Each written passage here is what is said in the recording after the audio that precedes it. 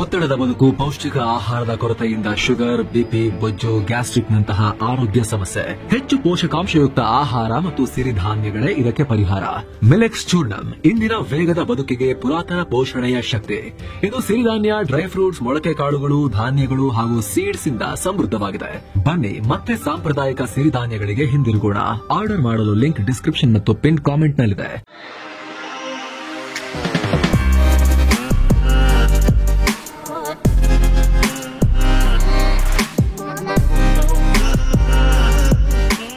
Hi friends, ದಿನದ ಎಲ್ಲಾ ಪ್ರಮುಖ ಸುದ್ದಿಯನ್ನು ನಿಮಗೆ ತಲುಪಿಸುವ mastmagga.com ನ ಫುಲ್ ನ್ಯೂಸ್ಗೆ ಸ್ವಾಗತ. ನಾನು ಅಮರ್ ಪ್ರಸಾದ್. ತಾಲಿಬಾನ್ ಮತ್ತು ಪಾಕಿಸ್ತಾನ ನಡುವೆ ಉದ್ವಿಗ್ನತೆ ಇರೋ ಹೊತ್ತಲ್ಲಿ ಪಾಕಿಸ್ತಾನ ಮತ್ತೆ ಭಾರತವನ್ನ ಕೆಣಕಿದೆ. ಗಡಿಯಲ್ಲಿ ಗುಂಡಿನ ದಾಳಿ ಮಾಡಿದೆ. ಜಮ್ಮು ಕಾಶ್ಮೀರದ ಲಿಪಾ ಕಣಿವೆಯಲ್ಲಿ ಕದನ ವಿರಾಮ ಉಲ್ಲಂಘಿಸಿದೆ ಪಾಕಿಸ್ತಾನ. ಸೇನಾ ಮೂಲಗಳು ಈ ಮಾಹಿತಿಯನ್ನು ಹಂಚಿಕೊಂಡಿದ್ದು, ಪಾಕಿಸ್ತಾನ ಸಣ್ಣ ಆಯುಧಗಳು ಮತ್ತು ಮೋಟಾರ್ ಶೆಲ್ ಬಳಸಿ ದಾಳಿ ಮಾಡಿದೆ. ಉಗ್ರ ದಾಳಿಯಲ್ಲ, ಪಾಕಿಸ್ತಾನ ಸೇನೆನೇ ಭಾರತೀಯ ಸೇನೆಯನ್ನ ಕೆಣಕೋ ದುಸ್ಸಾಹಸ ಮಾಡಿದೆ. ಮತ್ತೆ ಆಪರೇಷನ್ ಸಿಂಧೂರ್ ಬಳಿಕ ಬಾಲ ಮುದ್ರಿಕೊಂಡಿದ್ದ ಪಾಕಿಸ್ತಾನ ಇದಕ್ಕೆ ನಮ್ಮ ಸೇನೆ ಕೂಡ ಸೂಕ್ತ ಪ್ರಮಾಣದಲ್ಲಿ ಪ್ರಪೋರ್ಷನೇಟ್ ಆಗಿ ಪ್ರತಿಕ್ರಿಯೆ ಕೊಟ್ಟಿದೆ. ಅಕ್ಟೋಬರ್ 26 ಮತ್ತು 27ರ ಮಧ್ಯರಾತ್ರಿ ವೇಳೆ ಈ ಘಟನೆಯಾಗಿದೆ ಅನ್ನೋ ಮಾಹಿತಿ. ಈ ಬಗ್ಗೆ ಸೇನೆ ಇನ್ನಷ್ಟೇ ಫುಲ್ ಇನ್ಫಾರ್ಮೇಶನ್ ಕೊಡಬೇಕು. ಏನು ಈ ಕದನ ವಿರಾಮ ಉಲ್ಲಂಘನೆಗೆ ಪಾಕ್ನ ಉಗ್ರ ಪ್ರಯತ್ನ ಕಾರಣ ಅಂತ ಹೇಳಲಾಗ್ತಿದೆ. ಅಂದ್ರೆ ಚಳಿಗಾಲ ಆರಂಭಕ್ಕೂ ಮೊದಲೇ ಪಾಕ್ ಕಾಶ್ಮೀರಕ್ಕೆ ಉಗ್ರಗಾಮಿಗಳನ್ನ ನುಗ್ಗಿಸ್ಬಿಡೋಕೆ ಪ್ರಯತ್ನ ಪಡುತ್ತೆ. ಇವರ ಉಗ್ರ ಮರಿಗಳು ಚಳಿ ಸದೋಗ್ಬಿಡ್ತಾನೆ, ಆಮೇಲೆ ದಾಟಕ್ಕಾಗಲ್ಲ ಅಂತ ಹೇಳಿ ಇವಾಗಲೇ ಕಳಿಸ್ಬಿಡೋಣ ಅಂತ. ಈಗ ಆಲ್ರೆಡಿ 120 ಶಸ್ತ್ರ ಸಜ್ಜಿತ ಉಗ್ರರು ಆ ಕಡೆ ತಯಾರಾಗಿ ನಿಂತ್ಕೊಂಡಿದ್ದಾರೆ. ಪಾಕಿಸ್ತಾನ ಯಾವಾಗ್ಲೂ ಇದೇ ಲಿಪಾ ಕಣಿವೆಯಲ್ಲೇ ಉಗ್ರರನ್ನ ಹೆಚ್ಚು ಪಂಪ್ ಮಾಡುತ್ತೆ. ಇದು ನಮ್ಮ ಗಡಿಗೆ ಹತ್ತಿರದಲ್ಲಿದ್ದು ತುಂಬಾ ಎತ್ತರ ಕೂಡ ಇದೆ. ಇಲ್ಲಿ ತಪ್ಪಿಸ್ಕೊಂಡು ಒಳನುಗ್ಗೋದು ಈಸಿ ಅನ್ನೋದು ಪಾಕ್ ಲೆಕ್ಕ.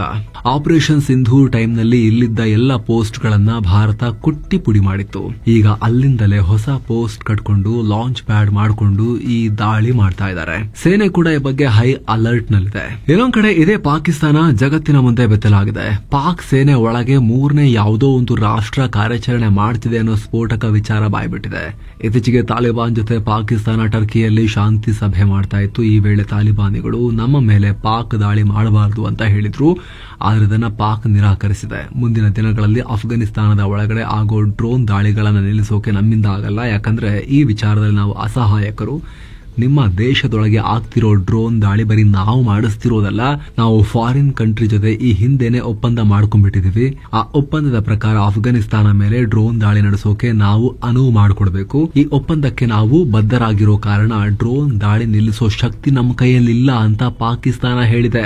ಇದನ್ನ ತಾಲಿಬಾನಿಗಳ ಕಂಟ್ರೋಲ್ ನಲ್ಲಿರೋ ಟೋಲೋ ನ್ಯೂಸ್ ರಿಪೋರ್ಟ್ ಕೂಡ ಮಾಡಿದೆ.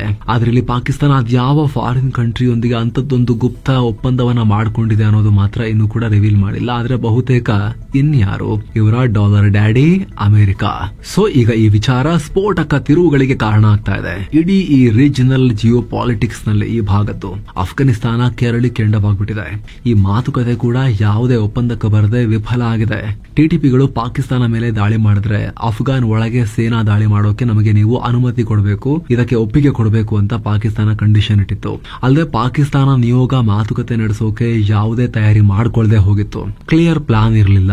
ಮಾತುಕತೆ ನಡೆಸೋಕು ಅವರು ಸೀರಿಯಸ್ನೆಸ್ ತೋರಿಸ್ತಾ ಇರಲಿಲ್ಲ. ಸುಮ್ನೆ ಬಂದಿದ್ರು ಮಾತಾಡಕ್ಕೆ ದೊಡ್ಡ ಬಿಗ್ ಬಾಸ್ ಗಳ ತರ. ಹಾಗಾಗಿ ಮಾತುಕತೆ ಫೇಲ್ ಆಗಿದೆ ಅಂತ ಹೇಳಿ ತಾಲಿಬಾನ್ ಮೂಲಗಳು ಹೇಳಿವೆ. ದೇಶದಲ್ಲಿ ಭಾರಿ ಆತಂಕ ಹುಟ್ಟುಹಾಕಿರೋ ಮೊಂತಾ ಚಂಡಮಾರುತ ಪೂರ್ವ ಕರಾವಳಿಯ ಕಡೆಗೆ ಬರ್ತಾ ಇದ್ದು ಶೀಘ್ರ ಅಪ್ಪಳಿಸೋ ಸಾಧ್ಯತೆ ಇದೆ. ಭೂಕುಸಿತ ಕೂಡ ಆಗಬಹುದು ಆ ಪೂರ್ವ ಕರಾವಳಿ ತೀರದ ಉದ್ದಕ್ಕೂ ಹಲವು ಕಡೆ. ಪರಿಣಾಮ ಆಂಧ್ರ ಪ್ರದೇಶ ಮತ್ತು ಒಡಿಶಾದಲ್ಲಿ ಹೈ ಅಲರ್ಟ್ ಘೋಷಿಸಲಾಗಿದೆ. ಮೀನುಗಾರರಿಗೆಲ್ಲ ಸಮುದ್ರ ತೀರಕ್ಕೆ ಇಳಿಯದಂತೆ ಸೂಚನೆ ಕೊಡಲಾಗಿದೆ. ಹಲವು ಫ್ಲೈಟ್ ಗಳನ್ನ ಕ್ಯಾನ್ಸಲ್ ಮಾಡಲಾಗಿದೆ. ಆಂಧ್ರದ ಕಾಕಿನಾಡ ಬಂದರು ಭಾಗದಲ್ಲಿ ವಿಶಾಖಪಟ್ಟಣಂ ಸೈಕ್ಲೋನ್ ವಾರ್ನಿಂಗ್ ಸೆಂಟರ್ ನಿಂದ ಗ್ರೇಟ್ ಡೇಂಜರ್ ಸಿಗ್ನಲ್ ಅಂದ್ರೆ ನಂಬರ್ 10 ಸಿಗ್ನಲ್ ಕೊಡಲಾಗಿದೆ. ಇನ್ನುಳಿದಂತೆ ವಿಶಾಖಪಟ್ಟಣಂ, ಗಂಗಾವರಂ, ಕಳಿಂಗಪಟ್ಟಣಂ, ಭೀಮನಿಪಟ್ಟಣಂ ಈ ಭಾಗದಲ್ಲಿ great danger signal number 9 warning ಕೊಡಲಾಗಿದೆ. ಇತ್ತ ಮಚಲಿಪಟ್ಟಣಂ, ನಿಜಾಂಪಟ್ಟಣಂ, ಕೃಷ್ಣಪಟ್ಟಣಂ ಮತ್ತು ವಡರೇವು ಏರಿಯಾಗಳಿಗೆ ಗ್ರೇಟ್ ಡೇಂಜರ್ ಸಿಗ್ನಲ್ ನಂಬರ್ 8 ಕೊಡಲಾಗಿದೆ. ಇನ್ನು ಮುನ್ನೆಚ್ಚರಿಕಾ ಕ್ರಮವಾಗಿ ಹೈದರಾಬಾದ್ ಮತ್ತು ಆಂಧ್ರದ ವಿಜಯವಾಡ, ವಿಶಾಖಪಟ್ಟಣಂ, ರಾಜಮಂಡ್ರಿ ನಡುವಿನ ಫ್ಲೈಟ್ ಗಳನ್ನ ಕ್ಯಾನ್ಸಲ್ ಮಾಡಲಾಗಿದೆ. ಏನೋ ಈ ಚಂಡಮಾರುತದ ಇಂಪ್ಯಾಕ್ಟ್ ಕುರಿತು ಆಂಧ್ರ ಸಿಎಂ ಚಂದ್ರಬಾಬು ನಾಯ್ಡು, ಡಿಸಿಎಂ ಪವನ್ ಕಲ್ಯಾಣ್, ಸಚಿವ ನಾರಾ ಲೋಕೇಶ್ ಸೇರಿ ಅನೇಕ ಮಂತ್ರಿಗಳು ಹಾಗೂ ಹಿರಿಯ ಅಧಿಕಾರಿಗಳು ಪರಿಶೀಲನಾ ಸಭೆ ನಡೆಸಿದ್ದಾರೆ. Real time governance society RTGS command centre ನಲ್ಲಿ ಮೀಟಿಂಗ್ ಮಾಡಿದ್ದಾರೆ. ಅತ್ತ ಒಡಿಶಾ ಸಿಎಂ ಮೋಹನ್ ಚರಣ್ ಮಾಂಜಿ ಕೂಡ ಈ ಚಂಡಮಾರುತ ಎದುರಿಸೋಕೆ ತಯಾರಿ ಮಾಡ್ಕೊಳ್ತಾ ಇದ್ದಾರೆ. ದಕ್ಷಿಣದ 8 ಜಿಲ್ಲೆಗಳಲ್ಲಿ ಸುಮಾರು 2,000 ವಿಪತ್ತು ಪರಿಹಾರ ಕೇಂದ್ರಗಳನ್ನ ಓಪನ್ ಮಾಡಲಾಗಿದೆ. ಈಗ ಆಲ್ರೆಡಿ 11,396 ಜನರನ್ನ ಸೇಫ್ ಶೆಲ್ಟರ್ ಗಳಿಗೆ ಶಿಫ್ಟ್ ಮಾಡಲಾಗಿದೆ. ಈ ಚಂಡಮಾರುತದಿಂದಾಗಿ ಯಾವುದೇ ಸಾವು ನೋವು ಆಗಬಾರದು ಅನ್ನೋ ಗುರಿಯನ್ನ ಇಟ್ಕೊಂಡಿದ್ದಾರೆ. ಎನ್ಡಿಆರ್ಎಫ್, ಅಗ್ನಿಶಾಮಕ ಸಿಬ್ಬಂದಿ ಸೇರಿ ಒಟ್ಟು 153 ರಕ್ಷಣಾ ತಂಡಗಳು ಕಠಿಣ ಪರಿಸ್ಥಿತಿಯನ್ನ ಎದುರಿಸೋಕೆ ಸನ್ನದ್ಧವಾಗಿವೆ. ಇನ್ನೊಂದು ಕಡೆ ರೈಲ್ವೆ ಮಂತ್ರಿ ಅಶ್ವಿನಿ ವೈಷ್ಣವ್ ಕೂಡ ಈ ಚಂಡಮಾರುತ ಪರಿಣಾಮ ಕೆಲ ಪ್ರದೇಶಗಳ ರೈಲ್ವೆ ಅಧಿಕಾರಿಗಳಿಗೂ ಮಹತ್ವದ ಸೂಚನೆ ಕೊಟ್ಟಿದ್ದಾರೆ. ಆಂಧ್ರ, ಒಡಿಶಾ ಹಾಗೂ ತೆಲಂಗಾಣ ಪೂರ್ವ ಕರಾವಳಿ ಭಾಗದಲ್ಲಿ ಸಂಚರಿಸುವ ರೈಲುಗಳ ಕುರಿತು ಅಗತ್ಯ ಮುನ್ನೆಚ್ಚರಿಕೆ ಕ್ರಮವನ್ನ ತಗೊಳ್ಳಿ ಅಂತ ಹೇಳಿದ್ದಾರೆ. ಆತ ತೆಲಂಗಾಣದ ಭದ್ರಾದ್ರಿ, ಕೊತಗುಡೆಂ ಮತ್ತು ಖಮ್ಮಂ ಜಿಲ್ಲೆಗಳಿಗೆ ರೆಡ್ ಅಲರ್ಟ್ ಘೋಷಿಸಲಾಗಿದೆ. ವಾರಂಗಲ್, ನಲಗೊಂಡ ಮತ್ತು ಮಹಬೂಬಾಬಾದ್ ಭಾಗದಲ್ಲಿ ಆರೆಂಜ್ ಅಲರ್ಟ್ ಘೋಷಿಸಲಾಗಿದೆ. ಏನೋ ಈ ಮೋಂತಾ ಪರಿಣಾಮ ಚೆನ್ನೈನಲ್ಲಿ ಭಾರಿ ಮಳೆಯಾಗ್ತಾ ಇದೆ. ತಮಿಳುನಾಡಿನ ಚೆನ್ನೈನಲ್ಲೂ ಕೂಡ ರಸ್ತೆ ಮತ್ತೆ ನೀರು ನಿಂತಿರೋ ದೃಶ್ಯಗಳು ವೈರಲ್ ಆಗಿವೆ. ಮುನ್ನೆಚ್ಚರಿಕಾ ಕ್ರಮವಾಗಿ ತಮಿಳುನಾಡು, ಛತ್ತೀಸ್ಗಢ ಮತ್ತು ಪುದುಚೇರಿ ಭಾಗದಲ್ಲೂ ಕೂಡ 25 ಎನ್ಡಿಆರ್ಎಫ್ ಟೀಮ್ಗಳನ್ನ ಡಿಪ್ಲಾಯ್ ಮಾಡಲಾಗಿದೆ.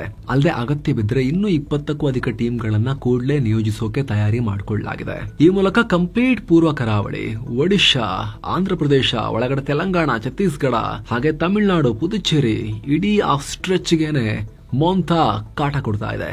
ಈ ಮೋಂತಾ ಬಿಸಿ ರಾಜ್ಯಕ್ಕೂ ತಟ್ಟಿದೆ. ಬಿಸಿ ಅಲ್ಲ, ತಂಪು. ಕಳೆದ 24 ಗಂಟೆಯಲ್ಲಿ ಬಳ್ಳಾರಿ ಜಿಲ್ಲೆ ಬಸರಕೋಡು ಅನ್ನೋ ಕಡೆ ಅತಿ ಹೆಚ್ಚು 63 ಮಿಲಿಮೀಟರ್ ಮಳೆಯಾಗಿದೆ. ಓವರ್ ಆಲ್ ಬೆಂಗಳೂರಂತೂ ತಣ್ಣಗೆ ಏಸಿಲಿದ್ದಂಗಿದೆ. ಕಲಬುರಗಿ, ರಾಯಚೂರು, ದಾವಣಗೆರೆ, ಯಾದಗಿರಿ ಜಿಲ್ಲೆಯ ಕೆಲ ಪ್ರದೇಶಗಳಲ್ಲೂ ಕೂಡ ಮಳೆ ಆಗಿದೆ. ಇನ್ನು ಮುಂದಿನ 24 ಗಂಟೆ ಕಾಲ ರಾಜ್ಯದ ಹಲವು ಕಡೆ ಭಾರಿ ಮಳೆಯಾಗೋ ಲೆಕ್ಕಾಚಾರ ಕೂಡ ಇದೆ. ಬೀದರ್, ಕಲಬುರಗಿ, ಯಾದಗಿರಿ, ರಾಯಚೂರು, ಬಾಗಲಕೋಟೆ, ವಿಜಯಪುರ, ಬೆಳಗಾವಿ, ಧಾರವಾಡ ಸೇರಿದಂತೆ ಉತ್ತರ ಕರ್ನಾಟಕದ ಬಹುತೇಕ ಜಿಲ್ಲೆಗಳಿಗೆ ಯೆಲ್ಲೋ ಅಲರ್ಟ್ ಕೊಡಲಾಗಿದೆ. ಏನೋ ಮಹತ್ವದ ಬೆಳವಣಿಗೆಯಲ್ಲಿ ಕೇಂದ್ರ ಸರ್ಕಾರ 8ನೇ ವೇತನ ಆಯೋಗ ರಚನೆಗೆ ಒಪ್ಪಿಗೆ ಕೊಟ್ಟಿದೆ. ನೌಕರರ ವೇತನ ಹಾಗೂ ಪಿಂಚಣಿ ಭತ್ಯೆಗಳ ಪರಿಷ್ಕರಣೆಗಾಗಿ ಇದಕ್ಕೆ ಸಂಬಂಧಪಟ್ಟ TORಗೆ ಅಂದ್ರೆ ಟರ್ಮ್ಸ್ ಆಫ್ ರೆಫರೆನ್ಸ್ಗೆ ಈ ಆಯೋಗಕ್ಕೆ ಸಂಬಂಧಪಟ್ಟಂತೆ ಈ TORಗೆ ಈಗ ಅನುಮೋದನೆ ಕೊಡಲಾಗಿದೆ. ಸುಪ್ರೀಂ ಕೋರ್ಟ್ನ ನಿವೃತ್ತ ಜಡ್ಜ್ ಜಸ್ಟಿಸ್ ರಂಜನ್ ಪ್ರಕಾಶ್ ದೇಸಾಯಿ ನೇತೃತ್ವದಲ್ಲಿ ಸಮಿತಿ ರಚನೆಯಾಗಲಿದೆ. ಇದರಲ್ಲಿ ಒಬ್ಬರು ಕಾರ್ಯದರ್ಶಿ ಹಾಗೂ ಇನ್ನೊಬ್ಬರು ಅರೆಕಾಲಿಕ ಸದಸ್ಯರಿರ್ತಾರೆ. ಆಯೋಗ ರಚನೆಯಾದ ದಿನಾಂಕದಿಂದ 18 ತಿಂಗಳ ಒಳಗೆ ಈ ಸಮಿತಿ ತನ್ನ ಶಿಫಾರಸು ಮಾಡುತ್ತೆ. ಮುಂದಿನ 2026ರ ಜನವರಿ 1ರಿಂದಲೇ ಇದು ಜಾರಿಗೆ ಬರೋ ನಿರೀಕ್ಷೆ ಕೂಡ ಇದೆ. ಇದರಿಂದ 50 ಲಕ್ಷ ಕೇಂದ್ರ ಸರ್ಕಾರಿ ನೌಕರರು ಮತ್ತು 69 ಲಕ್ಷ ಪಿಂಚಣಿದಾರರಿಗೆ, ಪೆನ್ಷನರ್ಸ್ಗೆ ಇದರಿಂದ ಅನುಕೂಲ ಆಗುತ್ತೆ. ಪ್ರತಿ 10 ವರ್ಷಕ್ಕೊಮ್ಮೆ ಈ ರೀತಿ ವೇತನ ಆಯೋಗವನ್ನ ರಚನೆ ಮಾಡಲಾಗುತ್ತೆ. 2014ರಲ್ಲಿ ಕೊನೆಯ ಬಾರಿಗೆ ರಚನೆಯಾಗಿತ್ತು. 2016ರಲ್ಲಿ ಶಿಫಾರಸುಗಳನ್ನ ಜಾರಿಗೂ ತರಲಾಗಿತ್ತು. ಇನ್ನು RSS ವಿರುದ್ಧ ಪರೋಕ್ಷ ಸಮರ ಸಾರಿದ್ದ ರಾಜ್ಯ ಸರ್ಕಾರಕ್ಕೆ ಭಾರಿ ಹಿನ್ನಡೆಯಾಗಿದೆ. ಸಾರ್ವಜನಿಕ ಸ್ಥಳಗಳಲ್ಲಿ ಖಾಸಗಿ ಸಂಸ್ಥೆಗಳ ಚಟುವಟಿಕೆಗೆ ಅಂದ್ರೆ ಪರೋಕ್ಷವಾಗಿ RSS ಪಥಸಂಚಲನ ಅಥವಾ ಚಟುವಟಿಕೆ ನಿರ್ಬಂಧಿಸಿ ರಾಜ್ಯ ಸರ್ಕಾರ ಆದೇಶ ಹೊರಡಿಸಿತ್ತು. ಇದಕ್ಕೀಗ ರಾಜ್ಯ ಹೈಕೋರ್ಟ್ನ ನ್ಯಾಯಮೂರ್ತಿ ಎಂ ನಾಗಪ್ರಸನ್ನ ಅವರಿದ್ದ ಪೀಠ ಮಧ್ಯಂತರ ತಡೆಯಾಜ್ಞೆ ನೀಡಿದೆ. ಸಂವಿಧಾನ ನೀಡಿರೋ ಹಕ್ಕನ್ನ ಸರ್ಕಾರಿ ಆದೇಶ ಕಿತ್ಕೊಳ್ಳೋಕೆ ಸಾಧ್ಯ ಇಲ್ಲ. ಇಂತಹ ಆದೇಶ ಕಾನೂನಿನ ಮೂಲಕ ಬರಬೇಕು, ಸರ್ಕಾರಿ ಆದೇಶದಿಂದ ಅಲ್ಲ ಅಂತ ಕೋರ್ಟ್ ಅಭಿಪ್ರಾಯಪಟ್ಟಿದೆ. ಅಲ್ಲದೆ ಮಧ್ಯಂತರ ತಡೆ ನೀಡಿ ಈ ಕೇಸ್ನ ವಿಚಾರಣೆಯನ್ನ ನವೆಂಬರ್ 17ಕ್ಕೆ ಮುಂದೂಡಿಕೆ ಮಾಡಿದೆ. ಅಂದಹಾಗೆ 10 ಜನಕ್ಕಿಂತ ಹೆಚ್ಚು ಜನ ಸೇರಿದ್ರೆ ಅಕ್ರಮ ಕೂಟ ಅಂತ ಪರಿಗಣಿಸಿ RSS ಪಥ ಸಂಚಲನಕ್ಕೆ ಸರ್ಕಾರ ಪರ್ಮಿಷನ್ ಕೊಟ್ಟಿರಲಿಲ್ಲ. ಹೀಗಾಗಿ ಸರ್ಕಾರದ ಈ ಕ್ರಮ ಪ್ರಶ್ನಿಸಿ ಪುನಶ್ಚೇತನ ಸೇವಾ ಸಂಸ್ಥೆ ಹೈಕೋರ್ಟ್ಗೆ ರಿಟ್ ಅರ್ಜಿ ಸಲ್ಲಿಸಿತ್ತು. ಇದರ ವಿಚಾರಣೆ ನಡೆಸಿದ ಕೋರ್ಟ್ ರಾಜ್ಯ ಸರ್ಕಾರ, ಗೃಹ ಇಲಾಖೆ, ಹುಬ್ಬಳ್ಳಿ ಕಮಿಷನರ್ಗೆ ನೋಟಿಸ್ ಕೊಟ್ಟಿದೆ. ಏನು ಇತ್ತೀಚೆಗಷ್ಟೇ ಕಲಬುರಗಿ ಜಿಲ್ಲೆಯ ಚಿತ್ತಾಪುರನಲ್ಲಿ RSS ಪಥ ಸಂಚಲನಕ್ಕೆ ಅನುಮತಿ ಕೊಡದೆ ದೊಡ್ಡ ಹೈಡ್ರಾಮಾ ಆಗಿತ್ತು. ಈ ಸಂಬಂಧ ಇವತ್ತು ಕಲಬುರಗಿ DC ಕಚೇರಿಯಲ್ಲಿ ನಡೆದ ಶಾಂತಿ ಸಭೆ ಅರ್ಧಕ್ಕೆ ಮೊಟಕುಗೊಂಡಿದೆ. ಸಭೆಯಲ್ಲಿ RSS, ಭೀಮ್ ಆರ್ಮಿ, ಭಾರತೀಯ ದಲಿತ ಪ್ಯಾಂಥರ್ ಹಾಗೂ ಛಲವಾದಿ ಮಹಾಸಭಾ ಸಂಘಟನೆಗಳ ಪ್ರತಿನಿಧಿಗಳನ್ನ ಆಹ್ವಾನಿಸಲಾಗಿತ್ತು. ಆದರೆ ಪ್ರತಿಯೊಂದು ಸಂಘಟನೆಯ 3 ಜನರಿಗೆ ಮಾತ್ರ ಪಾಲ್ಗೊಳ್ಳೋಕೆ ಅವಕಾಶ ಕೊಡಲಾಗಿತ್ತು. ಆದರೆ ಜೈ ಭೀಮ್ ಸೇನೆ ಸಂಘಟನೆ ಮುಖಂಡ ಗುಂಡಪ್ಪ ಲಂಡನ್ಕರ್ ಅವರನ್ನ ಒಳಗೆ ಬಿಟ್ಟಿಲ್ಲ ಅಂತ ಪೊಲೀಸರೊಂದಿಗೆ ವಾಗ್ವಾದ ಆಯಿತು. ಅದರ ಬೆನ್ನಲ್ಲೇ ಶಾಂತಿ ಸಭೆಯಲ್ಲಿ ವಾಗ್ವಾದ ನಡೆದು ಸಭೆ ಮೊಟಕುಗೊಳಿಸಲಾಯಿತು ಅನ್ನೋ ಮಾಹಿತಿ ಕೂಡ ಲಭ್ಯ ಆಗ್ತಾ ಇದೆ. ಇನ್ನು ಸ್ನೇಹಿತರೆ, ಸಬ್ಸ್ಕ್ರೈಬ್ ಮಾಡದೇ ಇರುವ ವೀಕ್ಷಕರಲ್ಲಿ ಕಳಕಳಿಯ ಮನವಿ ಏನು ಅಂದ್ರೆ ದಯವಿಟ್ಟು ವಿಡಿಯೋ ಕೆಳಗಿರೋ ಸಬ್ಸ್ಕ್ರೈಬ್ ಬಟನ್ ಮೇಲೆ ಕ್ಲಿಕ್ ಮಾಡಿ, ಹಾಗೆ ಪಕ್ಕದ ಬೆಲ್ ಐಕಾನ್ ಮೇಲೆ ಕ್ಲಿಕ್ ಮಾಡಿ ಅಂತ. ಮನೆ ಕಂಟಿನ್ಯೂ ಮಾಡೋಣ. ಚಿಕ್ಕಬಳ್ಳಾಪುರ ಜಿಲ್ಲೆಯ ನಂದಿಗಿರಿಧಾಮದಲ್ಲಿರೋ ಟಿಪ್ಪು ಸುಲ್ತಾನ್ ಸಮರ್ ಪ್ಯಾಲೇಸ್ ಮೇಲೆ ಕುಖ್ಯಾತ ಗ್ಯಾಂಗ್ಸ್ಟರ್ ಲಾರೆನ್ಸ್ ಬಿಷ್ಣೋಯ್ ಹೆಸರು ಬರೆಯಲಾಗಿದೆ. ಇದಕ್ಕೀಗ ಟಿಪ್ಪು ಸುಲ್ತಾನ್ ಅಭಿಮಾನಿಗಳು ಮತ್ತು ಪ್ರವಾಸಿಗರು ಅಸಮಾಧಾನ ವ್ಯಕ್ತಪಡಿಸಿದ್ದಾರೆ. ಅಲ್ಲದೆ ಈ ಕೃತ್ಯ ಎಸಗಿದ ದುಷ್ಕರ್ಮಿಗಳ ವಿರುದ್ಧ ಕ್ರಮ ಕೈಗೊಳ್ಳಿ ಅಂತ ಆಗ್ರಹ ಮಾಡಲಾಗ್ತಿದೆ. ಅರಮನೆಯಲ್ಲಿ ಕೆಲ ಸಿಸಿಟಿವಿ ಕ್ಯಾಮೆರಾಗಳನ್ನ ಅಳವಡಿಸಲಾಗಿದೆ, ಆದ್ರೆ ಅವು ಯಾವುದೂ ವರ್ಕ್ ಆಗ್ತಾ ಇಲ್ಲ. ಪ್ರವಾಸಿಗ ನೋಡಿದ ನಂತರವಷ್ಟೇ ಈ ವಿಷಯವನ್ನ ಅಲ್ಲಿನ ನಿರ್ವಹಣಾ ಮಂಡಳಿ ಗಮನಕ್ಕೆ ತಂದಾಗ ಈ ವಿಚಾರ ಗೊತ್ತಾಗಿದೆ. ಅಂದಹಾಗೆ ಇದು ಭಾರತೀಯ ಪುರಾತತ್ವ ಹಾಗೂ ಸರ್ವೇಕ್ಷಣಾ ಇಲಾಖೆ ಅಡಿಯಲ್ಲಿ ASI ಅಡಿಯಲ್ಲಿ ಬರೋ ಒಂದು ಮಾನ್ಯುಮೆಂಟ್ ಸ್ಮಾರಕ. ಏನೋ ಭಿಕ್ಷಾಟನೆ ವಿಚಾರವಾಗಿ ರಾಜ್ಯ ಸರ್ಕಾರದ ವಿರುದ್ಧ ಹೈಕೋರ್ಟ್ ಅಸಮಾಧಾನ ಹೊರಹಾಕಿದೆ. ರಾಜ್ಯ ಸರ್ಕಾರ ಕಳೆದ 4 ವರ್ಷಗಳ ಅವಧಿಯಲ್ಲಿ ಸ್ಥಳೀಯ ಸಂಸ್ಥೆಗಳಿಂದ ಸುಮಾರು 7,093 ಕೋಟಿ ರೂಪಾಯಿ ಸಂಗ್ರಹ ಮಾಡಿ ಭಿಕ್ಷುಕರನ್ನ ಉದ್ಧಾರ ಮಾಡ್ತೀವಿ ಅಂತ ಸೆಸ್ ಹಾಕಿ ತಗೊಂಡು ಈಗ ನೋಡಿದ್ರೆ ಎಲ್ಲಾ ಕಡೆ ಭಿಕ್ಷುಕರ ಇದಾರಲ್ಲ, ಏನ್ ಕ್ರಮ ತಗೊಂಡಿದ್ದೀರಾ ಅಂತ ಹೇಳಿ ಈಗ ಪ್ರಶ್ನೆ ಮಾಡಲಾಗಿದೆ. ಇಷ್ಟು ದುಡ್ಡಲ್ಲಿ ಖರ್ಚಾಗಿರೋ ಹಣ, ಬಾಕಿ ಹಣ ಎಲ್ಲ ಲೆಕ್ಕ ಕೊಡಿ 8 ವಾರಗಳಲ್ಲಿ ಅಂತ ಹೇಳಿ ಸರ್ಕಾರಕ್ಕೆ ಹೇಳಿದೆ ಕರ್ನಾಟಕ ಹೈಕೋರ್ಟ್. ಏನು ಸ್ನೇಹಿತರೆ, ಮಸ್ಮಗ ಪ್ರೀಮಿಯಂ ಮೆಂಬರ್ಶಿಪ್ ಬಗ್ಗೆ ಚಿಕ್ಕದಾಗಿ ಹೇಳ್ಬಿಡ್ತೀವಿ. ನಿಮ್ಮ ಒಂದು ಮೆಂಬರ್ಶಿಪ್ ನಮಗೆ ದೊಡ್ಡ ಶಕ್ತಿ. ಇದರಿಂದ ನಾವು ಇನ್ನಷ್ಟು ಎಕ್ಸ್ಕ್ಲೂಸಿವ್ ವರದಿ, ಗಾಢ ವಿಶ್ಲೇಷಣೆಗಳನ್ನ ತಲುಪಿಸೋಕೆ ಸಾಧ್ಯ ಆಗುತ್ತೆ. ಮೆಂಬರ್ಸ್ ಓನ್ಲಿ ಎಕ್ಸ್ಕ್ಲೂಸಿವ್ ವಿಡಿಯೋಸ್ ಮತ್ತು ಲೈವ್ ಇಂಟರಾಕ್ಷನ್ ಅಲ್ಲಿ ಸಿಗುತ್ತೆ. ಆ ಮೆಂಬರ್ ಓನ್ಲಿ ವಿಡಿಯೋಸ್ಗೆ ನಮ್ಮ ಚಾನಲ್ ಕಡೆಯಿಂದ ಹಾಕೋ ಯಾವುದೇ ಆಡ್ಸ್ ಇರೋದಿಲ್ಲ. Android users join button click ಮಾಡಿ ವಿಡಿಯೋ ಕೆಳಗಡೆ, ಆಪಲ್ ಯೂಸರ್ಸ್ ಡಿಸ್ಕ್ರಿಪ್ಷನ್ ಅಥವಾ ಪಿನ್ ಕಾಮೆಂಟ್ ನ ನೋಡಿ. ನಿಮ್ಮ ಸಪೋರ್ಟ್ ನಮ್ಮ ಶಕ್ತಿ. ಬನ್ನಿ ಕಂಟಿನ್ಯೂ ಮಾಡೋಣ. IT-BT ಸಚಿವ ಪ್ರಿಯಾಂಕ್ ಖರ್ಗೆ ಮತ್ತು ಅಸ್ಸಾಂ ಸಿಎಂ ಹಿಮಂತ ಬಿಸ್ವಾ ಸರ್ಮಾ ನಡುವೆ ವಾಗ್ಯುದ್ಧ ಶುರುವಾಗಿದೆ. ಪ್ರಿಯಾಂಕಾ ಖರ್ಗೆ ಅವರನ್ನ ಅಸ್ಸಾಂ ಸಿಎಂ ಹಿಮಂತ ಸರ್ಮಾ ಬಿಸ್ವಾ ಮೊದಲ ದರ್ಜೆಯ ಮೂರ್ಖ ಅಂತ ಕರೆದಿದ್ದಾರೆ, ಫಸ್ಟ್ ಕ್ಲಾಸ್ ಇಡಿಯಟ್ ಅಂತ ಕರೆದಿದ್ದಾರೆ. ಮೊದಲಿಗೆ ಪ್ರಿಯಾಂಕ ಖರ್ಗೆ ಬಿಜೆಪಿಯನ್ನ ಟೀಕೆ ಮಾಡಿದ್ರು. ಸೆಮಿಕಂಡಕ್ಟರ್ ಉದ್ಯಮಗಳು ಬೆಂಗಳೂರಿನತ್ತ ಬರ್ತಾ ಇದ್ವು, ಆದರೆ ಕೇಂದ್ರ ಸರ್ಕಾರ ಕರ್ನಾಟಕದಲ್ಲಿ ಸ್ಥಾಪನೆ ಆಗಬೇಕಾಗಿದ್ದ ಹೂಡಿಕೆಗಳನ್ನ ಬಿಜೆಪಿ ಆಡಳಿತ ಇರೋ ರಾಜ್ಯಗಳಿಗೆ ತಿರುಗಿಸ್ತಾ ಇದೆ. ಗುಜರಾತ್ ಮತ್ತು ಅಸ್ಸಾಂನಲ್ಲಿ ನಿಜಕ್ಕೂ ಆ ತರದ ಮೂಲಸೌಕರ್ಯ ಇದೆಯಾ ಅನ್ನೋ ಪ್ರಶ್ನೆ ಮಾಡಿದ್ರು. ಇದಕ್ಕೆ ಹಿಮಂತ ಬಿಸ್ವಾ ಸರ್ಮಾ, ಪ್ರಿಯಾಂಕ್ ಖರ್ಗೆ ಒಬ್ಬ ಫಸ್ಟ್ ಕ್ಲಾಸ್ ಇಡಿಯಟ್, ಅವರು ಅಸ್ಸಾಮಿ ಯುವಕರನ್ನ ಅಪಮಾನ ಮಾಡಿದ್ದಾರೆ ಅಂತ ಹೇಳಿದ್ದಾರೆ. ಅಲ್ಲದೆ ಪ್ರಿಯಾಂಕಾ ಖರ್ಗೆ ಹೇಳಿಕೆಯನ್ನ ಅಸ್ಸಾಂ ಕಾಂಗ್ರೆಸ್ ಖಂಡಿಸ್ತಾನೂ ಇಲ್ಲ. ಬಹುಶಃ ಅಸ್ಸಾಂನಲ್ಲಿ ವಿದ್ಯಾವಂತ ಯುವಕರೇ ಇಲ್ಲ ಅಂತ ಅನ್ಕೊಂಡಿದ್ದಾರೆ ಅಂತ ಕಾಣುತ್ತೆ. ನಾವು ಪ್ರಕರಣ ದಾಖಲಿಸಬಹುದು. ಇದು ಇಡೀ ಅಸ್ಸಾಮಿ ಯುವಕರಿಗೆ ಮಾಡಿದ ಅಪಮಾನ ಅಂತ ಹೇಳಿದ್ದಾರೆ. ಈ ಹೇಳಿಕೆಗೆ ಪ್ರಿಯಾಂಕ್ ಖರ್ಗೆ ಪ್ರತಿಕ್ರಿಯಿಸಿ, ಎಂದಿನಂತೆ ಬಿಜೆಪಿ ಮತ್ತು ಹಿಮಂತ ಬಿಸ್ವಾ ಸರ್ಮಾ ನನ್ನ ಮಾತುಗಳನ್ನ ತಿರುಚಿಸ್ತಾ ಇದ್ದಾರೆ. ನನ್ನ ಹೇಳಿಕೆ ಸ್ಪಷ್ಟ ಮತ್ತು ನಿರ್ದಿಷ್ಟ. ಗುಜರಾತ್ ಮತ್ತು ಅಸ್ಸಾಂನಲ್ಲಿ ಸೆಮಿಕಂಡಕ್ಟರ್ ಕಂಪನಿಗಳನ್ನ ಸ್ಥಾಪಿಸೋಕೆ ಒತ್ತಡ ಹೇರಲಾಗ್ತಿದೆ ಅನ್ನೋದ್ರ ಬಗ್ಗೆ ನಾನು ಹೇಳಿದ್ದೆ ಅನ್ನೋ ಹೇಳಿಕೆ ಕೊಟ್ಟಿದ್ದಾರೆ. ಏನೋ ಕುತಂತ್ರಿ ಚೀನಾದ ಮಹಾದ್ರೋಹ ಮತ್ತೆ ಬಯಲಾಗಿದೆ. ಇತ್ತೀಚೆಗಷ್ಟೇ ಟಿಬೆಟ್ನಲ್ಲಿರೋ ಪಾಂಗಾಂಗ್ ಸರೋವರದ ಪೂರ್ವ ದಂಡೆ ಮೇಲೆ ಸೇನಾ ನೆಲೆ ಸ್ಥಾಪನೆ ಮಾಡುತ್ತಿರುವುದು ಸ್ಯಾಟಲೈಟ್ ಇಮೇಜಸ್ ಇಂದ ರಿವೀಲ್ ಆಗಿತ್ತು. ಈಗ ಟಿಬೆಟ್ನಲ್ಲಿರೋ ಲುಂಜೆ ವಾಯುನೆಲೆಯಲ್ಲಿ ಹೆಚ್ಚುವರಿ ಪಾರ್ಕಿಂಗ್ ಹಾಗೂ ಸರ್ವಿಸ್ ಏರಿಯಾವನ್ನ ನಿರ್ಮಿಸಿರೋದು ಕನ್ಫರ್ಮ್ ಆಗಿದೆ. ತುಂಬಾ ಸ್ಟ್ರಾಂಗ್ ಆದ 36 ಏರ್ಕ್ರಾಫ್ಟ್ ಶೆಲ್ಟರ್ಗಳನ್ನ, ಅದರ ಜೊತೆಗೆ ಹೊಸ ಆಡಳಿತಾತ್ಮಕ ಕಚೇರಿಗಳನ್ನ ಕೂಡ ಅವರು ನಿರ್ಮಾಣ ಮಾಡಿದ್ದಾರೆ. ಈ ಬಗೆಗಿನ ಸ್ಯಾಟಲೈಟ್ ಇಮೇಜಸ್ ಕೂಡ ಪಬ್ಲಿಕ್ ಆಗಿದೆ. ಇದರಲ್ಲಿ ಈ ಲುಂಜೆಯಲ್ಲಿರೋ ರಸ್ತೆ ಮೇಲೆ CH-4 ಡ್ರೋನ್ಗಳಿರೋದು ಕೂಡ ಕಂಡು ಬಂದಿದೆ. ಇದು ಭಾರತ ಚೀನಾ ಗಡಿಯ ಮ್ಯಾಕ್ಮಹನ್ ಲೈನ್ ನ ಉತ್ತರ ಭಾಗದಲ್ಲಿದೆ. ಅರುಣಾಚಲ ಪ್ರದೇಶದ ಬಾರ್ಡರ್ ನಿಂದ ಜಸ್ಟ್ 40 ಕಿಲೋಮೀಟರ್ಸ್ ದೂರದಲ್ಲಿದೆ, 40 ಕಿಲೋಮೀಟರ್. ಇದು ಅರುಣಾಚಲ ಪ್ರದೇಶದ ತವಾಂಗ್ ಸ್ಟ್ರಾಟಜಿಕ್ ಟೌನ್ ನಿಂದ 107 ಕಿಲೋಮೀಟರ್ ಅಂತರದಲ್ಲಿದೆ. ಭವಿಷ್ಯದಲ್ಲಿ ಸಂಘರ್ಷದ ಟೈಮ್ನಲ್ಲಿ ಈ ಲೋಂಜೆ ವಾಯುನೆಲೆಯಲ್ಲಿ ಯುದ್ಧ ಹೆಲಿಕಾಪ್ಟರ್ಗಳು ಹಾಗೂ ಸೈನಿಕರನ್ನ ಬೇಗನೆ ರವಾನೆ ಮಾಡಿಕೊಳ್ಳೋಕೆ ಇದು ಚೀನಾಗೆ ಹೆಚ್ಚಿನ ಅನುಕೂಲ ಮಾಡಿಕೊಡುತ್ತೆ ಅಂತ ನಿವೃತ್ತ air chief marshal BS Dhanoa ಹೇಳಿದ್ದಾರೆ. ಅಲ್ಲದೆ ಈ ಪ್ರದೇಶದ ಅಂಡರ್ ಗ್ರೌಂಡ್ ನಲ್ಲಿ ಮದ್ದುಗುಂಡುಗಳು ಮತ್ತು ಇಂಧನವನ್ನ ಕೂಡ ಇಟ್ಟಿದ್ದಾರೆ ಅಂತ ಧನೋವಾ ಹೇಳಿದ್ದಾರೆ. ಇನ್ನು 36 ಏರ್ಕ್ರಾಫ್ಟ್ ಶೆಲ್ಟರ್ಗಳನ್ನ ಹೇಗೆ ನಿರ್ಮಾಣ ಮಾಡಲಾಗಿದೆ ಅನ್ನೋ ಬಗ್ಗೆ ಏರ್ ಮಾರ್ಷಲ್ ಅನಿಲ್ ಖೋಸ್ಲಾ ಮಹತ್ವದ ಮಾಹಿತಿ ಕೊಟ್ಟಿದ್ದಾರೆ. ಈ ಶೆಲ್ಟರ್ಗಳನ್ನ ಅಷ್ಟು ಈಸಿಯಾಗಿ ಹೊಡೆದು ಹಾಕೋಕ್ಕಾಗಲ್ಲ. ಇವುಗಳನ್ನ ಟಾರ್ಗೆಟ್ ಮಾಡಿ ನಿಖರವಾಗಿ ಯುದ್ಧ ಸಾಮಗ್ರಿಗಳ ಮೂಲಕ ವೈಮಾನಿಕ ದಾಳಿ ಮಾಡಿದ್ರೂ ಕೂಡ, ಮಿಸೈಲ್ಗಳು ಬಂದರೂ ಕೂಡ ತಡ್ಕೊಳ್ಳೋ ರೀತಿಯಲ್ಲಿ, ಪ್ರೊಟೆಕ್ಟ್ ಮಾಡೋ ರೀತಿಯಲ್ಲಿ ಕನ್ಸ್ಟ್ರಕ್ಟ್ ಮಾಡಲಾಗಿದೆ. ಹೀಗಾಗಿ ಇದನ್ನ ಹೊಡೆದು ಹಾಕೋದು ದೊಡ್ಡ ಚಾಲೆಂಜ್ ಅಂತ ಹೇಳಿದ್ದಾರೆ. ಜೊತೆಗೆ ಟಿಂಗ್ರಿ, ಲುಂಜೆ ಮತ್ತು ಬುರಾಂಗ್ ನಂತಹ ಏರ್ ಬೇಸ್ಗಳು LAC ಗಡಿಗೆ ತುಂಬಾ ಹತ್ತಿರದಲ್ಲಿವೆ.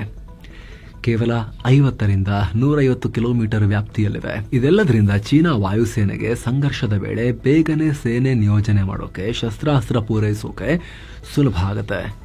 ಈ ವಾಯುನೆಲೆಗಳು ಆರಾಮಾಗಿ ಭಾರತದ ಅರುಣಾಚಲ ಪ್ರದೇಶ, ಸಿಕ್ಕಿಂ, ಉತ್ತರಾಖಂಡ್ ಮತ್ತು ಲಡಾಖ್ನಲ್ಲಿರೋ ಭಾರತದ ಪೊಸಿಷನ್ ಅನ್ನ ಕವರ್ ಮಾಡ್ತವೆ ಅಂತ ಖೋಸ್ಲಾ ಹೇಳಿದ್ದಾರೆ. ಏನೋ ಟಾಟಾ ಟ್ರಸ್ಟ್ ನ ಆಂತರಿಕ ತಿಕ್ಕಾಟದಲ್ಲಿ ದೊಡ್ಡ ಬೆಳವಣಿಗೆಯಾಗಿದೆ. ರತನ್ ಟಾಟಾ ಆಪ್ತರು ಅಂತ ಗುರುತಿಸಿಕೊಂಡಿದ್ದ, ಈಗ ನೋಯಲ್ ಟಾಟಾರ ವಿರೋಧಿ ಅಂತ ಕರೆಸಿಕೊಳ್ತಾ ಇದ್ದ ಮೆಹಲಿ ಮಿಸ್ತ್ರಿ ಅವರನ್ನ ಟ್ರಸ್ಟ್ ನಿಂದ ಹೊರ ಹಾಕೋ ನಿರ್ಧಾರ ಆಗಿದೆ. ಟಾಟಾ ಟ್ರಸ್ಟ್ ನ ಅಧ್ಯಕ್ಷ Noel Tata, vice chairman Venu Srinivasan ಮತ್ತು ವಿಜಯ್ ಸಿಂಗ್ ಮೆಹಲಿ ಮಿಸ್ತ್ರಿ ಅವರನ್ನ ಟಾಟಾ ಟ್ರಸ್ಟ್ಗೆ ಶಾಶ್ವತವಾಗಿ ಮರುನೇಮಕ ಮಾಡೋಕೆ ಅನುಮೋದನೆ ನೀಡಿಲ್ಲ ಅಂತ ಗೊತ್ತಾಗಿದೆ. ಅವರ 3 ವರ್ಷಗಳ ಅಧಿಕಾರಾವಧಿ ಅಕ್ಟೋಬರ್ 28ಕ್ಕೆ, ಅಂದ್ರೆ ಈ ವಿಡಿಯೋ ರೆಕಾರ್ಡ್ ಆಗೋ ಇವತ್ತಿಗೆ, ಈ ದಿನಕ್ಕೆ ಕೊನೆಗೊಳ್ತಾ ಇದೆ. ಸೊ ಶೀಘ್ರದಲ್ಲಿ ಅವರು 2 ಟ್ರಸ್ಟ್ಗಳಿಂದ ಹೊರಬರ್ತಾರೆ. ಈ ಕ್ರಮ ಪ್ರಶ್ನಿಸಿ ಅವರು ಕೋರ್ಟ್ ಮೆಟ್ಟಿಲೇರೋಕ್ಕೂ ಲೆಕ್ಕಾಚಾರ ಮಾಡ್ಕೊಂಡಿದ್ದಾರೆ ಅನ್ನೋ ಮಾಹಿತಿನೂ ಬರ್ತಾ ಇದೆ. ಅಂದಹಾಗೆ ಟಾಟಾ ಸನ್ಸ್ ಅನ್ನ ಯಾರು ಕಂಟ್ರೋಲ್ ಮಾಡಬೇಕು ಅನ್ನೋದಕ್ಕೆ ಸಂಬಂಧಪಟ್ಟಂತೆ ದೊಡ್ಡ ತಿಕ್ಕಾಟ ನಡೀತಾ ಇದೆ. ಇದರ ಬಗ್ಗೆ ನಿಮಗೆ ಈ ವರದಿಯಲ್ಲಿ ಮಾಹಿತಿಯನ್ನ ಕೊಟ್ಟಿದ್ವಿ. ಫುಲ್ ನ್ಯೂಸ್ ಎಂಡ್ ಅಲ್ಲಿ ಅದರ ಲಿಂಕ್ ಅನ್ನ ಸ್ಕ್ರೀನ್ ಮೇಲೆ ತರ್ತೀವಿ. ಟ್ಯಾಪ್ ಮಾಡೋ ಮೂಲಕ ನೀವು ಆ ವಿಡಿಯೋಗೆ ಜಂಪ್ ಆಗಬಹುದು. ಏನೋ ಸ್ಯಾಮ್ ಆಲ್ಟ್ಮನ್ ಮಾಲೀಕತ್ವದ ಓಪನ್ ಎಐ ಭಾರತದಲ್ಲಿ ತನ್ನ ಬಳಕೆದಾರರಿಗೆ ಚಾಟ್ ಜಿಪಿಟಿ ಯೂಸರ್ಸ್ಗೆ ಬಂಪರ್ ಘೋಷಣೆ ಮಾಡಿದೆ. ನವೆಂಬರ್ 4ರಿಂದ ನೆಕ್ಸ್ಟ್ 1 ವರ್ಷದವರೆಗೆ ತನ್ನ ಯೂಸರ್ಸ್ಗೆ ಫ್ರೀ ಚಾಟ್ ಜಿಪಿಟಿ ಗೋ ಸರ್ವಿಸ್ ಕೊಡೋದಾಗಿ ಅನೌನ್ಸ್ ಮಾಡಿದೆ. ಅಂದರೆ ಚಾಟ್ ಜಿಪಿಟಿ ಗೋ ಸರ್ವಿಸ್ ಅಡಿಯಲ್ಲಿ ಹೈಯರ್ ಕ್ವೈರಿ ಲಿಮಿಟ್ಸ್ ಮತ್ತು ಇಮೇಜ್ ಜನರೇಷನ್ ಫೀಚರ್ಸ್ ಅನ್ನ ಇನ್ನಷ್ಟು ವಿಸ್ತರಿಸುವುದಾಗಿ ಹೇಳಿದೆ. ಸದ್ಯಕ್ಕೆ ಇದಕ್ಕೆ ಚಾರ್ಜಸ್ ಇದೆ ಈ ಚಾಟ್ ಜಿಪಿಟಿ ಗೋಗೆ. ಈಗ ಈ ಚಾರ್ಜಸ್ ಇರೋದಿಲ್ಲ, ನೆಕ್ಸ್ಟ್ 1 ಇಯರ್ ಫುಲ್ ಇದು ಫ್ರೀ ಇರುತ್ತೆ ಅಂತ ಹೇಳಿದ್ದಾರೆ. ಬನ್ನಿ ಭಾರತೀಯರೇ, ನುಗ್ಗಿ 140 ಕೋಟಿ ಭಾರತೀಯರು ನಿಮ್ಮ ಡೇಟಾ ಎಲ್ಲ ಕೊಡಿ, ನಮ್ಮ ಈ ಆಲ್ಗೊರಿದಮ್ ಅನ್ನ ಎಐ ಅನ್ನ ಇನ್ನಷ್ಟು ಡೇಟಾ ರಿಚ್ ಮಾಡಿ ಅಂತ ಹೇಳಿ ಆಹ್ವಾನ ಕೊಟ್ಟಂಗೆ ಕಾಣಿಸ್ತಾ ಇದೆ ಸ್ಯಾಮ್ ಆಲ್ಟ್ಮನ್. ಇನ್ನು ಬಾಂಗ್ಲಾ ಮತ್ತು ಪಾಕಿಸ್ತಾನ ಸಂಬಂಧ ಇನ್ನಷ್ಟು ಗಟ್ಟಿಯಾಗ್ತಾ ಇದೆ. ಈಗ ಪಾಕಿಸ್ತಾನ ತನ್ನ ಕರಾಚಿ ಬಂದರಿನ ಮೂಲಕ ವ್ಯಾಪಾರ ಮಾಡೋಕೆ ಬಾಂಗ್ಲಾಗೆ ಅವಕಾಶ ಕೊಟ್ಟಿದೆ. ನಿಮ್ಮ ಸೆಣಬು ಪ್ರಾಡಕ್ಟ್ಗಳನ್ನ ನಮ್ಮ ಕರಾಚಿ ಬಂದರಿನ ಮೂಲಕ ವ್ಯಾಪಾರ ಮಾಡಿ ಅಂತ ಬಾಗಿಲು ತೆರೆದಿದೆ. ಅಲ್ಲದೆ ಈ ಸೆಣಬು ಮತ್ತು ಸೆಣಬಿನ ಉತ್ಪನ್ನಗಳನ್ನು ಆಮದು ಮಾಡಿಕೊಳ್ಳೋಕೆ ಪಾಕ್ ಆಸಕ್ತಿ ಕೂಡ ತೋರಿಸಿದೆ. ಬಾಂಗ್ಲಾ ರಾಜಧಾನಿ ಢಾಕಾದಲ್ಲಿ ನಡೆದ ಜಾಯಿಂಟ್ ಎಕನಾಮಿಕ್ ಕಮಿಷನ್ ಸಭೆಯಲ್ಲಿ ಪಾಕ್ ಬಾಂಗ್ಲಾ ಈ ನಿರ್ಧಾರಕ್ಕೆ ಬಂದಿವೆ. ಅದ ಹಾಗೆ ಭಾರತ ಬಾಂಗ್ಲಾದ ಹಲವು ಸೆಣಬಿನ ಉತ್ಪನ್ನಗಳ ಆಮದನ್ನ ಬ್ಯಾನ್ ಮಾಡಿತ್ತು. ಹಾಗೆ ನೇಯ್ದ ಬಟ್ಟೆ ಮತ್ತು ಸಿದ್ಧ ಉಡುಪುಗಳನ್ನ ಲ್ಯಾಂಡ್ ಪೋರ್ಟ್ಗಳ ಮೂಲಕ ನಮಗೆ ಕಳಿಸಬೇಡಿ ಅಂತ ಹೇಳಿತ್ತು. ಅದರ ನಡುವೆ ಈಗ ಪಾಕಿಸ್ತಾನ ಭಾರತದ ಜಾಗ ನಾವು ತುಂಬ್ತೀವಿ ಬನ್ರಿ ಅಂತ ಹೇಳಿ, ಇಲ್ಲಿ ಬಂದು ಮಾರ್ರಿ ಅಂತ ಹೇಳಿ ಬಾಂಗ್ಲಾವನ್ನ ಕರೀತಾ ಇದ್ದಾರೆ. ಉತ್ತರ ಪ್ರದೇಶದ ಲಖಿಂಪುರ್ ಕೇರಿ ಜಿಲ್ಲೆಯ ಮುಸ್ತಫಾಬಾದ್ ಹಳ್ಳಿಗೆ ಬೇರೆ ಹೆಸರಿಡ್ತೀವಿ, ಕಬೀರ್ ಧಾಮ್ ಅಂತ ಮಾಡ್ತೀವಿ ಅಂತ ಯೋಗಿ ಆದಿತ್ಯನಾಥ್ ಘೋಷಿಸಿದ್ದಾರೆ. ಈ ಹಳ್ಳಿಗೆ ಸಿಎಂ ಯೋಗಿ ಭೇಟಿ ಕೊಟ್ಟಿದ್ರು. ಈ ವೇಳೆ ಮುಸ್ತಫಾಬಾದ್ ಅಲ್ಲಿ ಮುಸ್ಲಿಮರ ಪಾಪ್ಯುಲೇಷನ್ ಬಗ್ಗೆ ಕೇಳಿದ್ರಂತೆ ಅವರು. ಓಕೆ, ಇಲ್ಲಿ ಹೆಸರು ಈ ತರ ಇದೆಯಲ್ಲ, ಎಷ್ಟು ಜನ ಇದ್ದಾರೆ ಮುಸ್ಲಿಂ ಪಾಪ್ಯುಲೇಷನ್ ಅಂತ. ಅಲ್ಲಿ ಒಂದೇ ಒಂದು ಮುಸ್ಲಿಂ ಕುಟುಂಬ ಕೂಡ ಇರಲಿಲ್ಲ ಅಂತ ಗೊತ್ತಾಗಿ ಆಮೇಲೆ ನಾವು ಇದಕ್ಕೆ ಹೆಸರೇ ಚೇಂಜ್ ಮಾಡಿಬಿಡ್ತೀವಿ, ಕಬೀರ್ ಧಾಮ್ ಅಂತ ಹೆಸರಿಡ್ತೀವಿ ಅಂತ ಹೇಳಿ ಅಲ್ಲಿನ ಜನಕ್ಕೆ ಯೋಗಿ ಭರವಸೆ ಕೊಟ್ಟಿದ್ದಾರೆ. ಏನೋ ಟೆಕ್ ದೈತ್ಯ ಅಮೆಜಾನ್ ಬರೋಬ್ಬರಿ 14,000 ಕಾರ್ಪೊರೇಟ್ ಜಾಬ್ಸ್ ಅನ್ನ ಕಟ್ ಮಾಡ್ತಿರೋದಾಗಿ ಘೋಷಿಸಿದೆ. ಆರ್ಟಿಫಿಷಿಯಲ್ ಇಂಟೆಲಿಜೆನ್ಸ್ ನಲ್ಲಿ ಹೆಚ್ಚು ಹೂಡಿಕೆ ಮಾಡೋ ಕಡೆಗೆ ಫೋಕಸ್ ಮಾಡ್ತಿರೋ ಅಮೆಜಾನ್ ಹಣ ಉಳಿತಾಯಕ್ಕಾಗಿ ಭಾರಿ ಲೇ ಆಫ್ ಮಾಡ್ತಾ ಇದೆ. ಉದ್ಯೋಗಿಗಳನ್ನು ವಜಾಗೊಳಿಸಿರೋ ಅಮೆಜಾನ್ ಉದ್ಯೋಗಿಗಳ ಜೊತೆಗೆ ಹೇಗೆ ಕಮ್ಯುನಿಕೇಟ್ ಮಾಡಬೇಕು ಅಂತ ತನ್ನ ಮ್ಯಾನೇಜರ್ಗಳಿಗೆ ಟ್ರೈನಿಂಗ್ ಕೂಡ ಕೊಡ್ತಾ ಇದೆಯಂತೆ. ಇದು ಅಮೆಜಾನ್ ಕಂಪನಿ ಇತಿಹಾಸದಲ್ಲಿ ಅತಿದೊಡ್ಡ ಪ್ರಮಾಣದ ಲೇ ಆಫ್. ಇನ್ನು ಭಾರತದ ಅತಿದೊಡ್ಡ ತೈಲ ಪೂರೈಕೆದಾರ ರಷ್ಯಾ ಇದೀಗ ಭಾರತಕ್ಕೆ ಲಿಕ್ವಿಫೈಡ್ ನ್ಯಾಚುರಲ್ ಗ್ಯಾಸ್ LNG ಸಪ್ಲೈಯನ್ನು ಮತ್ತಷ್ಟು ವಿಸ್ತರಿಸೋಕೆ ರೆಡಿಯಾಗಿದೆ. ಈಗ ಮತ್ತು ಮುಂದೆ ಕೂಡ ನಾವು ಈ LNG ಸಪ್ಲೈ ವಿಸ್ತರಿಸೋಕೆ ರೆಡಿ ಇದೀವಿ ಅಂತ ರಷ್ಯಾದ ಎನರ್ಜಿ ಮಿನಿಸ್ಟರ್ ಸರ್ಗಿ ಸಿವಿಲೆಜೋವ್ ಹೇಳಿದ್ದಾರೆ. ಇನ್ನು ಭಾರತೀಯ ಷೇರುಪೇಟೆ ಇಂದು ಕೆಂಪು ಪಟ್ಟಿಯಲ್ಲಿ ಎಂಡ್ ಆಗಿದೆ. ದಿನದ ವಹಿವಾಟಿನ ಅಂತ್ಯಕ್ಕೆ ಸೆನ್ಸೆಕ್ಸ್ 150 ಪಾಯಿಂಟ್ಸ್ ಕುಸಿದು 84,628ಕ್ಕೆ ರೀಚ್ ಆಗಿದೆ. ನಿಫ್ಟಿ 29 ಪಾಯಿಂಟ್ಸ್ ಕಮ್ಮಿಯಾಗಿದೆ, 25,936ಕ್ಕೆ ತಲುಪಿದೆ. ಜಾಗತಿಕ ಮಾರುಕಟ್ಟೆಯ ವೀಕ್ ಟ್ರೆಂಡ್ ಮತ್ತು ಹೂಡಿಕೆದಾರರು ಪ್ರಾಫಿಟ್ ಬುಕಿಂಗ್ ಮಾಡಿಕೊಂಡ ಕಾರಣ ರೆಡ್ ಕಾಣಿಸ್ತು. ಸಿಕ್ಕಾಪಟ್ಟೆ ವಾಲಟಿಲಿಟಿ ಕೂಡ ಇತ್ತು. Bajaj Finserv, power grid, ONGC, ಕೋಲ್ ಇಂಡಿಯಾ ಮತ್ತು ಟ್ರೆಂಟ್ ಲಾಸ್ ಮಾಡಿಕೊಂಡಿವೆ. Tata steel, SBI life insurance, JSW steel, HDFC life ಮತ್ತು L&T ಗ್ರೀನ್ ನಲ್ಲಿ ಎಂಡ್ ಆಗಿವೆ. ಇನ್ನು ಡಾಲರ್ ಮುಂದೆ ರೂಪಾಯಿ ಮೌಲ್ಯ 8 ಪೈಸೆ ಕಮ್ಮಿಯಾಗಿ 88 ರೂಪಾಯಿ 27 ಪೈಸೆ ಆಗಿದೆ. ಇನ್ನು ಚಿನ್ನ ಮತ್ತು ಬೆಳ್ಳಿ ಬೆಲೆ ವಿಚಾರಕ್ಕೆ ಬಂದರೆ 24 ಕ್ಯಾರೆಟ್ನ 10 ಗ್ರಾಂ ಚಿನ್ನದ ಬೆಲೆಯಲ್ಲಿ 3,034 ರೂಪಾಯಿ ಕಮ್ಮಿಯಾಗಿ 1,18,043 ರೂಪಾಯಿ ಆಗಿದೆ.